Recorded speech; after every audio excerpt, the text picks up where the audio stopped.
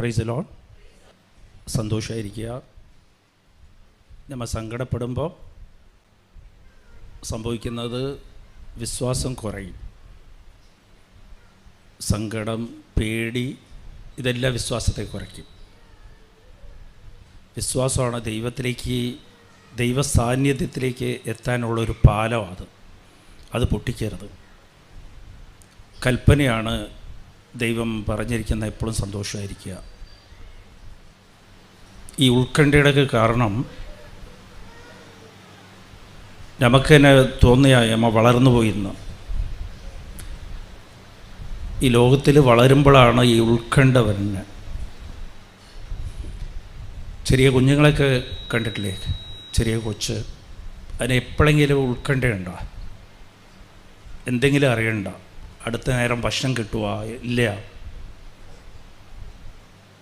അതിനങ്ങനെ ഒരു ഉത്കണ്ഠയില്ല. ചെറിയ കാര്യം മതി സന്തോഷമായിട്ടിരിക്കാൻ. വെറുതെ ചിരിച്ചുകൊണ്ടിരിക്കും, തുള്ളിക്കൊണ്ടിരിക്കും. ഈ ലോകത്തെ നോക്കാറില്ല. അത് നോക്കുന്നത് അടുത്ത് അമ്മയുണ്ടോ അച്ഛനുണ്ടോ, അത് സന്തോഷിക്കാൻ അത് മതി. അതിന് നമ്മൾ എപ്പോഴാണ് ലോകത്തേക്ക് നോക്കുന്നോ അപ്പോഴാണ് നമുക്ക് സങ്കടം വന്നാൽ, പേടി വന്നാൽ. നമ്മുടെ ദൈവം നമ്മളെ കൂടെ ഉണ്ടാ. ദൈവത്തേക്കാണ് നോക്കേണ്ടത്.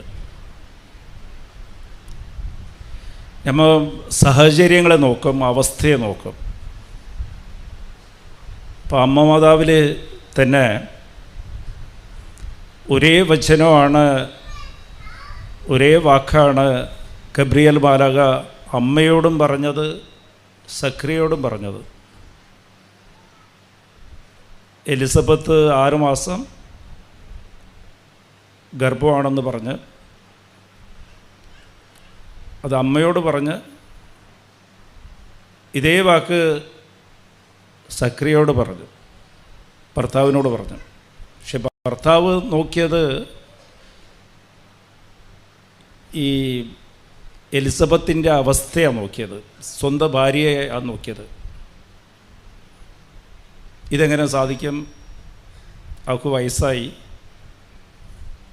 പിന്നെ എല്ലാ ബലഹീനതയും ഉണ്ട്. ആ വചനത്തെ ഇല്ല ശ്രദ്ധിച്ചത്, വിശ്വസിച്ചത് അവസ്ഥയാണ്. അതുകൊണ്ടാണ് ദൈവം പറയുന്നത്, ഇത് നിറവേറുന്നത് വരെ നിനക്ക് സംസാരിക്കാൻ സാധിക്കില്ല. നമ്മളും പലവരിക്കും പ്രാർത്ഥിക്കാൻ സാധിക്കാത്തതിൻ്റെ കാരണം അതാണ്. നമ്മളുടെ അവസ്ഥയെ നോക്കും.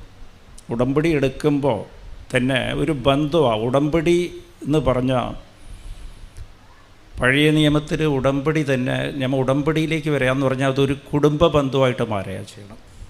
ഒരു കുടുംബ ബന്ധമാണ്. ദൈവവും ഞാനും ഒരു കുടുംബത്തിലാണ്, ഒരു വീട്ടിലാണ്, എൻ്റെ കൂടെയാണ് ദൈവം. അമ്മ ചെയ്തത് എന്താ? അമ്മ എലിസബത്തിൻ്റെ വയസ്സ്, ആ കാര്യമൊക്കെ മറന്ന് അതൊന്നും ശ്രദ്ധിച്ചില്ല. ദൈവവചനം, ദൈവവാക്ക് എന്താ പറഞ്ഞത്? അവൾ 6 മാസം ഗർഭമാണ്. അമ്മ തിടുക്കത്തോടെ അങ്ങോട്ട് പോയി അഭിവാദനം ചെയ്തു. അമ്മ ചോദിക്കുമൊന്നും നിന്നില്ല, നിനക്ക് 6 മാസം ഈ ഗർഭമാണെന്നൊന്നും ചോദിക്കുമൊന്നും നിന്നില്ല. പോയ ഉടനെ എന്താ ചെയ്തത്? അഭിവാദനമാണ് ചെയ്തത്, ഗ്രീറ്റ് ചെയ്ത്. അപ്പം അത് വചനത്തിലുള്ള വിശ്വാസം. അത് പരിശോധിച്ചൊന്നും നോക്കേണ്ട കാര്യമില്ല. അതെന്താ അത് നമ്മുടെ ബുദ്ധി യുക്തി കൊണ്ടൊന്നും നോക്കേണ്ട കാര്യമില്ല. നമ്മളുടെ പലരിക്കും ഉള്ള പ്രശ്നം ഇതാ. നമ്മൾ ഈ രോഗാവസ്ഥയെ നോക്കും, കടബാധ്യതയെ നോക്കും. ഇതൊക്കെ എങ്ങനെ സംഭവിക്കും? ദൈവവചനമൊക്കെ നമ്മൾ മറന്നുപോകും, ദൈവ വാഗ്ദാനം മറക്കും, അതിലേക്കില്ല നമ്മൾ ശ്രദ്ധിക്കുന്ന.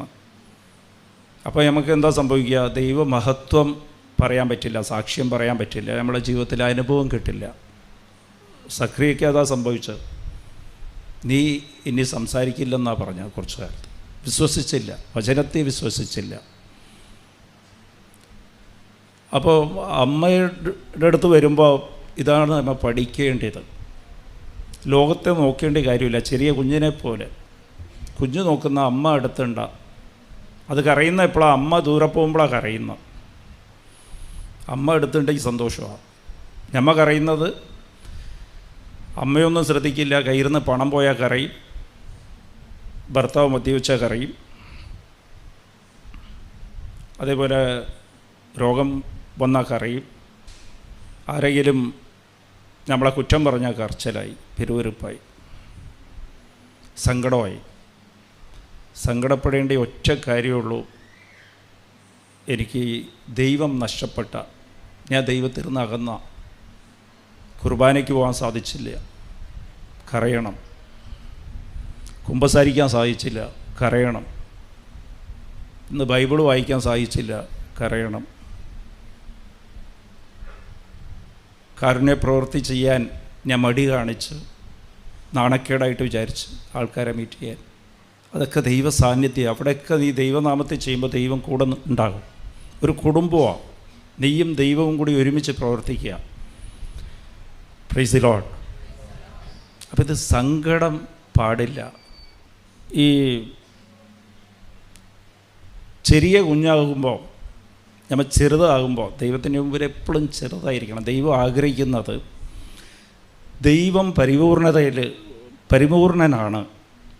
മത്തായി 5:48. അതുപോലെ ദൈവത്തിൻ്റെ ആഗ്രഹം നമ്മൾ എപ്പോഴും പരിപൂർണനായിരിക്കണം. അത് ഉടമ്പടി അതിൻ്റെ മാർഗമാണ്. ഉടമ്പടി എടുത്തവർ നമ്മൾ പറയേണ്ട കാര്യമില്ല, ഞാൻ ഉടമ്പടിയിലാണെന്ന് ഒന്നും പറയേണ്ട കാര്യമില്ല. നിങ്ങളെ കാണുമ്പോൾ തന്നെ മനസ്സിലാകും. കുറച്ച് ഉടമ്പടി ജീവിതം ജീവിക്കുമ്പോൾ 2 രീതിയിലുള്ള മക്കളായിരിക്കും. ഒന്ന് ദൈവത്തിൻ്റെ കുടുംബത്തിൽ ജീവിക്കുന്നവർ, ഉടമ്പടിയിലായിരിക്കും. ഒന്ന് ഇല്ലാത്തവരായിരിക്കും. വേർതിരിച്ചറിയാൻ പറ്റും. ഇതില്ലാതെ ഒരു നിയോഗമായിട്ട് ഒരു 3 മാസത്തേക്ക് എടുത്തു കളയാം. അത് കഴിഞ്ഞാൽ നമുക്ക് ആരെ നിയോഗം നടന്നു കിട്ടുമെന്ന് പറഞ്ഞൊക്കെ പോകുന്നത് അതിൽ കാര്യമില്ല. ഇതൊരു ജീവിതമാണ്, ദൈവത്തിൻ്റെ കൂടെ ജീവിക്കാനുള്ള ഒരു നിലപാടാണ്. പണ്ട് വിളങ്ങണി വെച്ച് ഇത് കിട്ടിയപ്പോൾ തന്നെ എൻ്റെ ആ സമയത്ത് ഞാൻ ഇങ്ങനെ ആലോചിച്ച് നോക്കുമ്പോൾ, അന്ന് കൊന്ത ചൊല്ലിക്കൊണ്ടിരിക്കുമ്പോഴാണ് അത് വേർതിരിച്ചറിയാം. ഒരു കൂട്ടം ഉടമ്പടിയിലുള്ളവർ, ഒരു വിശുദ്ധിയിലുള്ളവരാണ്. മറ്റുള്ളവർ അഴുക്ക് ആയിട്ട് അവർ തിരിച്ചിങ്ങോട്ട് വരിക. അപ്പോൾ വാഷിംഗ് നടക്കുക, ക്ലെൻസിങ് പ്രോസസ്സ് നടക്കുക. നമുക്ക് ഈ വാഷിംഗ് പ്രോസസ്സാണ്, ക്ലെൻസിങ് പ്രോസസ്സാണ് ഉടമ്പടിയിലേക്ക് വരും. ആ ഒരു ബോധ്യം ഉണ്ടാകണം. ദൈവത്തിൻ്റെ കൂടെ ജീവിക്കുക, അതാണ് ഉടമ്പടി. ദൈവത്തിൻ്റെ കൂടെ തന്നെ ജീവിക്കുക. എപ്പോഴും ഒരു ബോധ്യമുണ്ട്, ഞാൻ ദൈവത്തിൻ്റെ കൂടെയാണ്. അപ്പോൾ ഞാൻ ഉടമ്പടി എടുത്തു കഴിഞ്ഞിട്ട് എനിക്കെന്തിനായി ചെറിയ ചെറുതും വലുതുമായിട്ട് പ്രശ്നങ്ങൾ എൻ്റെ ജീവിതത്തിലേക്ക് വരുന്നത്? അങ്ങനെ നമുക്ക് തോന്നും. നമ്മുടെ ജീവിതത്തിൽ പലപ്പോഴും അനുഭവപ്പെടും. നമ്മൾ വെറുതെ റോട്ടിൽ പോകുമ്പോഴത്തേക്കും നമ്മൾ കറക്റ്റായിട്ട് വണ്ടി ഓടിച്ചാലേ ആരെങ്കിലും ആട്ടോക്കാരൻ അവൻ തെറ്റി വന്നിട്ട് നമ്മളെ ചീത്ത വിളിക്കും. എനിക്ക് കുറേ അനുഭവമുണ്ട്.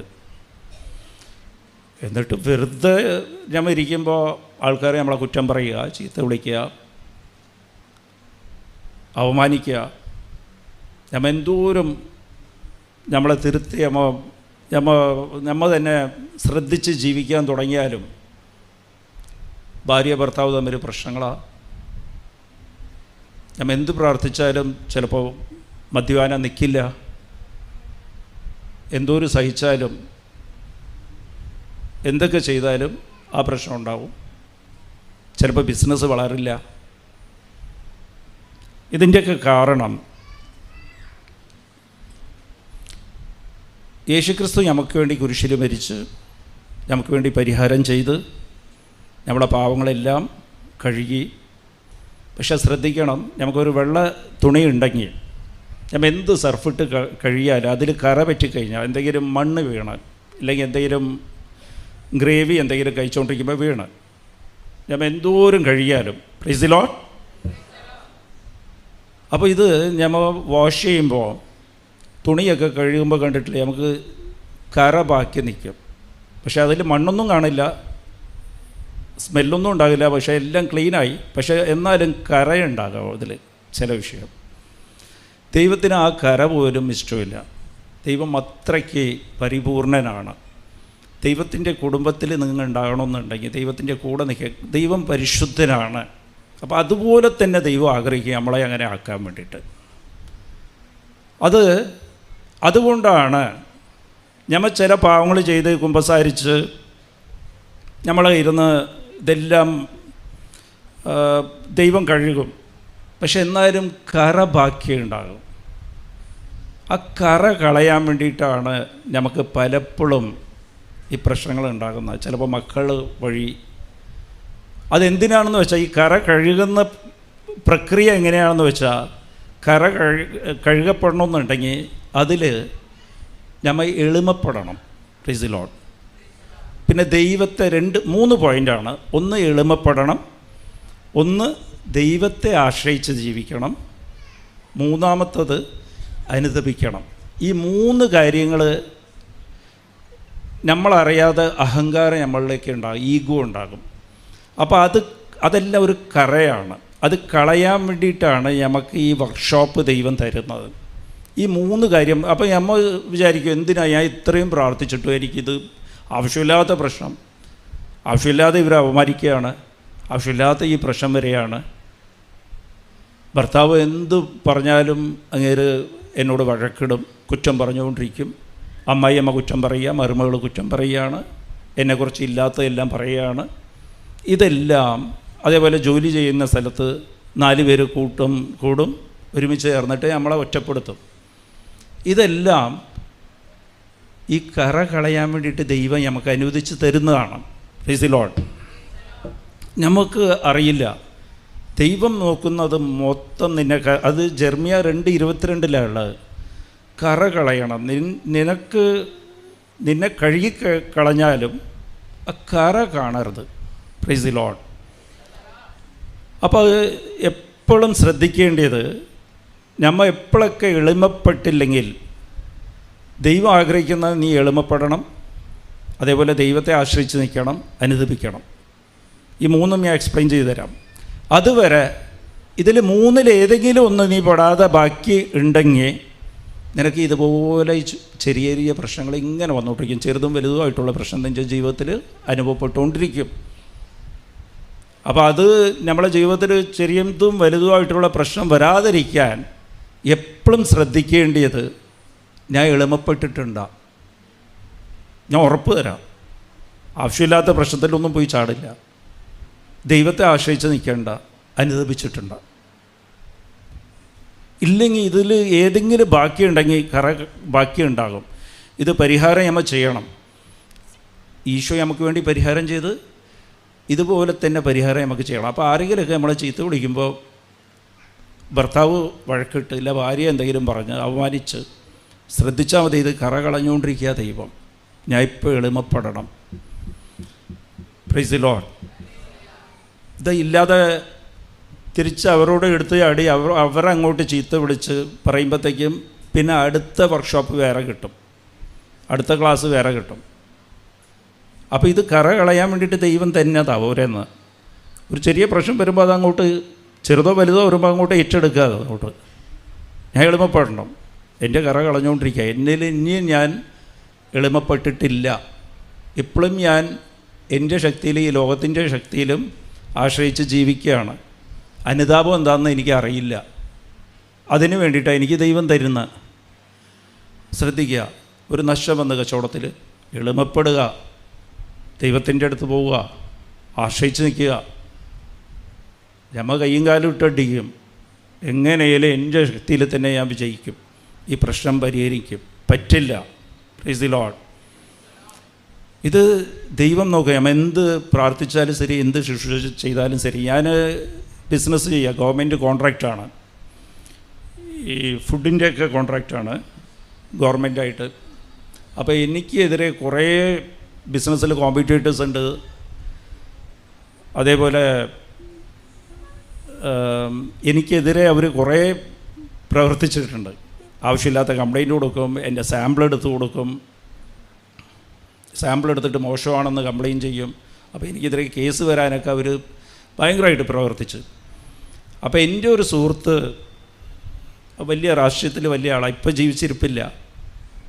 പുള്ളി എന്നോട് പറഞ്ഞ്, എനിക്ക് ഫുഡ് സേഫ്റ്റിയുടെ കമ്മീഷണറായിട്ടൊക്കെ നല്ല ബന്ധമാണ്, യുവമാരുടെ എല്ലാം സാമ്പിൾ എടുത്തിട്ട് നമുക്ക് മിക്സ് ചെയ്തിട്ടോ ഇല്ല മിക്സ് ചെയ്യാതെയോ ഇതെല്ലാം കംപ്ലയിൻറ്റ് ചെയ്തിട്ട് അവർക്കെതിരെ കേസ് കൊടുപ്പിക്കാമെന്ന് പറഞ്ഞു. ഞാൻ അത് കേട്ടും ഇല്ലാതിരുന്നാലും അതൊന്നും സംഭവിച്ചൊന്നുമില്ല. എന്നാലും എൻ്റെ മനസ്സിൽ ഞാനിങ്ങനെ വെച്ചിരുന്നു, ആവശ്യം വന്നാൽ അത് പ്രയോഗപ്പെടുത്താം, എന്നെ ഇത്രയും ഉപദ്രവിക്കുകയല്ലേ, പ്രൈസ് ദി ലോർഡ് എന്ന് പറഞ്ഞാൽ അവർക്കെതിരെ കേസെടുപ്പിക്കാം. ഇയാൾക്ക് നല്ല ഹോൾഡുണ്ട്, രാഷ്ട്രീയപരമായിട്ട് നല്ല ബന്ധമുണ്ട്, ഫുഡ് സേഫ്റ്റി ആയിട്ട് ബന്ധമുണ്ട്. അപ്പോൾ കംപ്ലയിൻറ്റ് കൊടുത്തു കഴിഞ്ഞാൽ അവർക്കെതിരെ കേസെടുക്കാമെന്ന് പറഞ്ഞാൽ അതൊരു അഹങ്കാരമായിട്ട് എനിക്കുണ്ട്. അപ്പോൾ ഇവർ എത്ര പേര് വന്നാലും എനിക്കെതിരെ ഒരു ഗ്രൂപ്പ് തന്നെ ഉണ്ടായിരുന്നു. എൻ്റെ മനസ്സിൽ ഇങ്ങനെ വെച്ചിരിക്കുക, അവസാനത്തെ ആയുധമായിട്ട് ഇത് യൂസ് ചെയ്യാം, പ്രൈസ് ദി ലോർഡ്. ഞാൻ പ്രാർത്ഥനയിലൊക്കെ ഉണ്ട്, കൃപാസനത്തിനുണ്ട്, എന്നാലും കച്ചവടത്തിൽ മനസ്സിലിങ്ങനെ കിടക്കുക. അപ്പോൾ അതുപോലെ തന്നെ എനിക്ക് ഫുഡ് സേഫ്റ്റിയുടെ ഓഫീസറായിട്ട് എനിക്കൊരു പരിചയമായി. പുള്ളി തന്നെ പരിചയപ്പെടുത്തുന്ന പരിചയമായി. അപ്പോൾ എനിക്ക് ഒന്നുകൂടി കോൺഫിഡൻസ് മനസ്സിൽ നിൽക്കുക, എപ്പോഴെങ്കിലൊക്കെ ആവശ്യം വന്നാൽ യൂസ് ചെയ്യാം.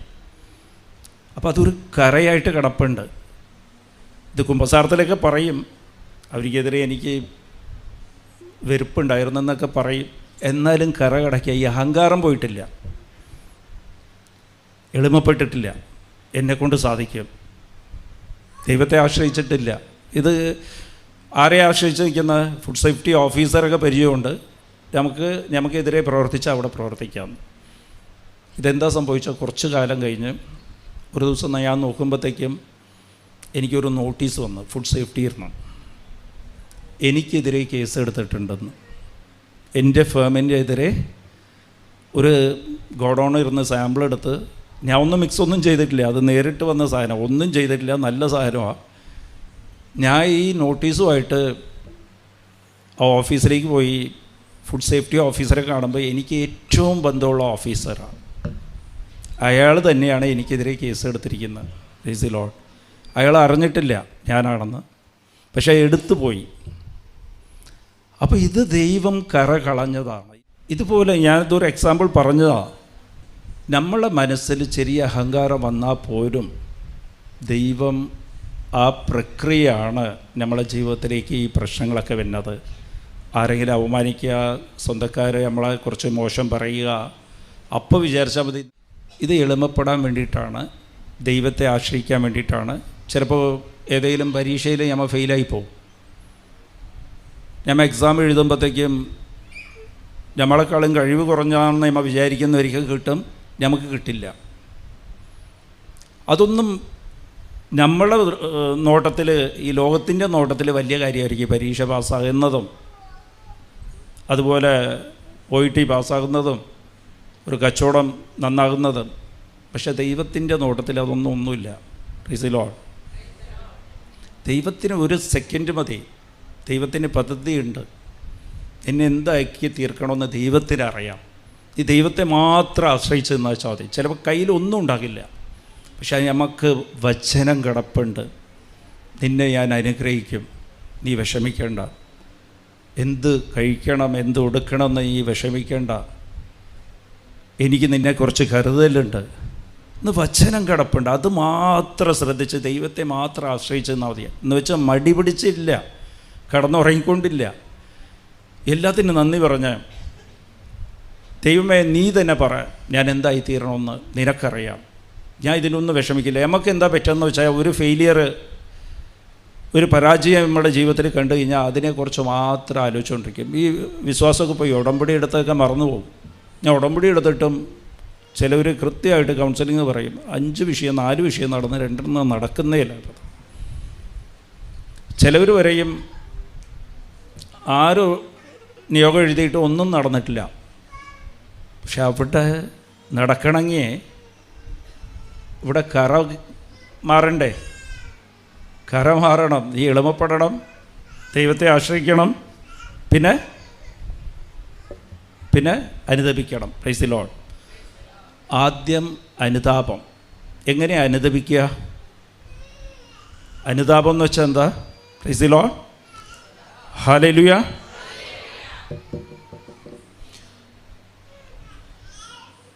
അനുതാപം,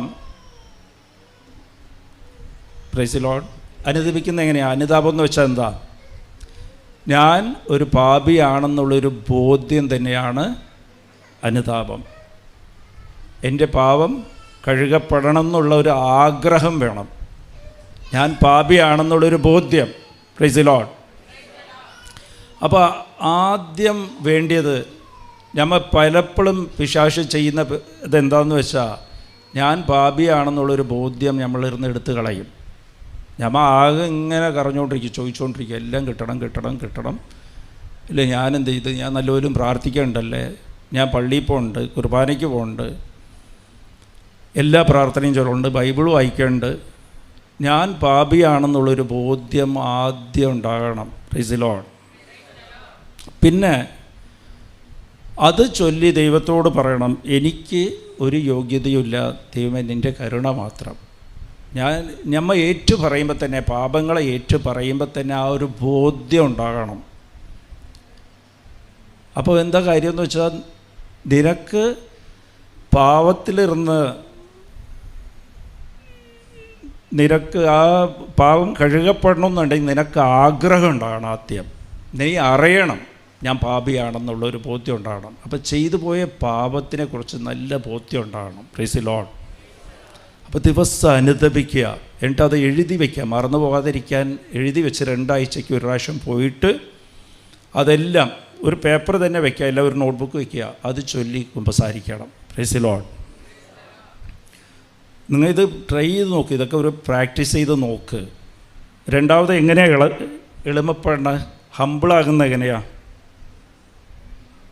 ഹമ്പിളാകുന്നത്? Praise the Lord. എളിമപ്പെടേണ്ടത് ആദ്യം അതിനും ഒരു ബോധ്യം വേണം. ഞാൻ എൻ്റെ ദൈവത്തിൻ്റെ നിയന്ത്രണത്തിലാണ്, എനിക്ക് സ്വന്തമായിട്ട് പ്രതികരിക്കാനുള്ള അധികാരം എനിക്ക് തന്നിട്ടില്ല, എൻ്റെ ദൈവം നോക്കിക്കോളും. Price the Lord.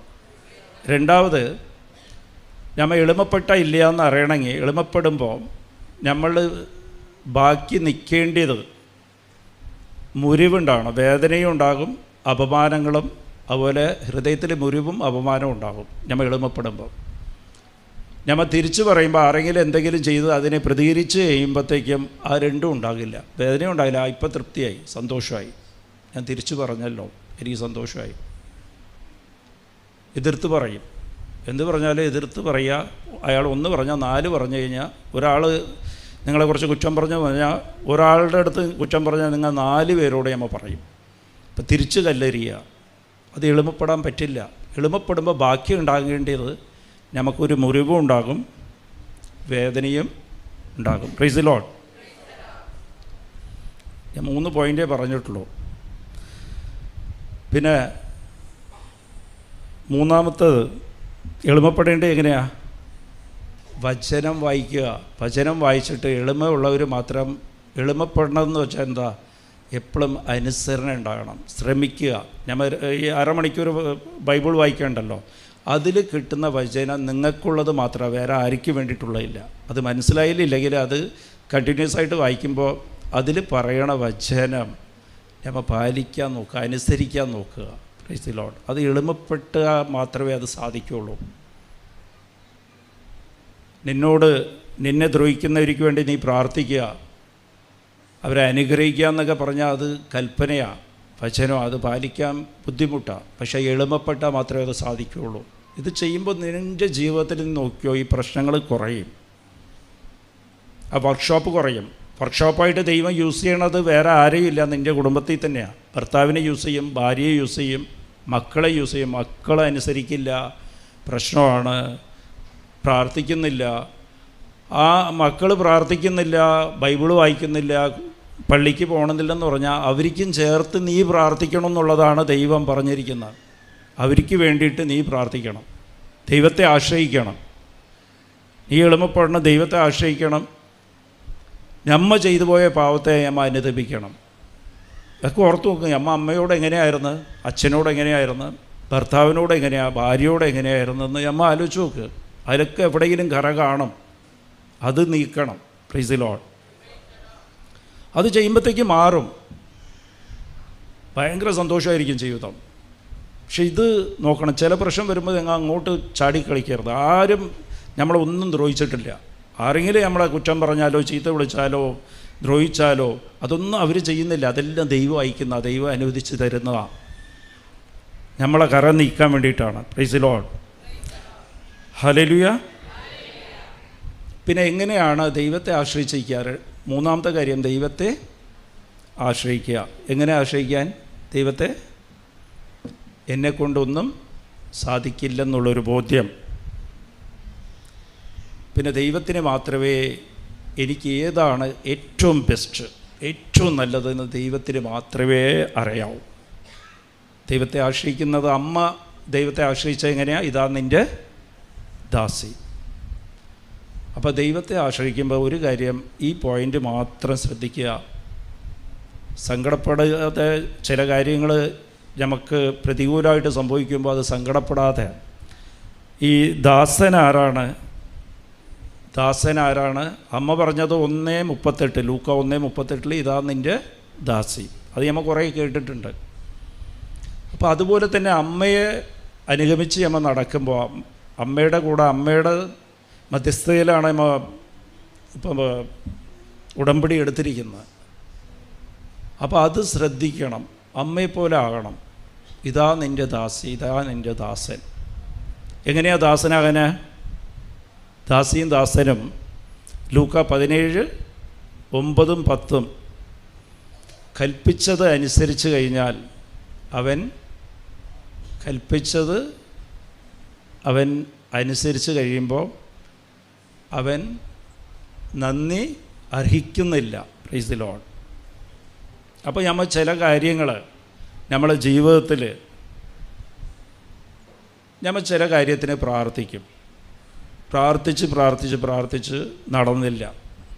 അല്ല, കടബാധ്യത വന്ന് നമ്മളെ വീട് ജപ്തായി. ഇത് ഞാൻ പറയണത് ശ്രദ്ധിക്കണേ. ദൈവം അതൊക്കെ എൻ്റെ ജീവിതത്തിൽ ഇതൊക്കെ അനുഭവിച്ചിട്ട് ഞാൻ പറയുക, എല്ലാം പോയി. ഞാനത് പറഞ്ഞുതരാം. കടബാധ്യത വന്ന് വീടുണ്ടായിരുന്ന വീട് ജപ്തിയിലേക്ക് വന്ന് നമ്മൾ പ്രാർത്ഥിച്ച് ഈ വീട് വിട്ട് പോകേണ്ടി വരും. അപ്പോൾ നടന്നില്ല. കടം തീർന്ന പരീക്ഷയും കൂടി വീട് ജപ്തായുമ്പോൾ ദാസിയാണ് ദാസനാകുന്നത്. ഞാൻ പറഞ്ഞുതരാം. മക്കളതേപോലെ പരീക്ഷയ്ക്ക് വേണ്ടി പഠിപ്പിച്ച് പ്രാർത്ഥിച്ച് പരീക്ഷ റിസൾട്ട് വന്നപ്പോൾ ഫെയിലായി. അപ്പോൾ ഇത് നടക്കാത്ത വിഷയം, അത് കൽപ്പനയായിട്ട് എടുക്കണം. അത് ഏറ്റെടുക്കുമ്പോഴത്തേക്കും ഞാനത് കൽപ്പിച്ചത് അനുസരിച്ച്. വീട് ജപ്തായിപ്പോയി, വീട് കയ്യിൽന്ന് പോയി, അത് കൽപ്പിച്ചതാണ് ദൈവം. അത് ഞാൻ ഏറ്റെടുത്ത് ഇത്രയും ദിവസം പ്രാർത്ഥിച്ചതിന് എന്താ ഫലം? ഞാൻ അതിന് അർഹനില്ല, ഞാൻ എൻ്റെ ദാസനാണ്. നമ്മളൊക്കെ പറയും, ഞാൻ ഇത്രയും ദിവസം പ്രാർത്ഥിച്ചിട്ട് ഇതൊന്നും നടന്നില്ലല്ലോ എന്ന് വെച്ചാൽ അമ്മ നന്ദി അർഹിക്കുന്നുണ്ട്, പ്രതീക്ഷിക്കുന്നുണ്ട് ദൈവത്തിൻ്റെ ഇരുന്ന്. അപ്പോൾ ദാസനോ ദാസിയോ ആകില്ല. അപ്പോൾ ദാസന് ദൈവം കൊടുക്കുന്ന എന്താ? ദാസനും ദാസിയും, അമ്മ മാതാവ് ഞാൻ നിൻ്റെ ദാസിയാണെന്ന് പറഞ്ഞ അമ്മയുടെ സ്ഥാനമാണ് ദൈവം കൊടുക്കുന്ന. നിന്നെ സ്വന്തമാക്കും. അത് കഴിഞ്ഞാൽ എനിക്കിതുപോലെ തന്നെ എൻ്റെ ജീവിതത്തിൽ എല്ലാം നഷ്ടപ്പെട്ട്, ഞാൻ പഠിച്ചുകൊണ്ടിരിക്കുന്ന കാലത്ത് അച്ഛൻ ആർമിയിലായിരുന്നു, വന്ന് എല്ലാം നഷ്ടപ്പെട്ട് അവസാനം ഒരു വീട്ടിൽ വാടകയ്ക്ക് പോയിട്ട് 6 മാസമായിട്ട് വാടക കൊടുക്കാൻ സാധിച്ചില്ല. Price the Lord.